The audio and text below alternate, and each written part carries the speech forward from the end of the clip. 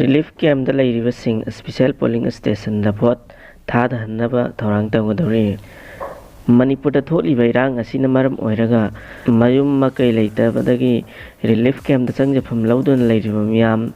lakadoriba lok sabha mikhal da vote thadaba yanabai relief camp sing da special polling station semnaba scheme laukhale haina CEO Manipur PK Jhana phongdorakli.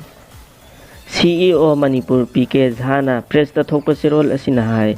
Manipur gi irang asina maram oiraga relief camp sing da leiriba miyamna lakadoriba lok sabha mikhal asida vote thadaba yanabai damakta special polling station sing semlagani masigi damak ECI na pautak pirakre panba yai ing lising ani kulumdoi gi me ahum dagi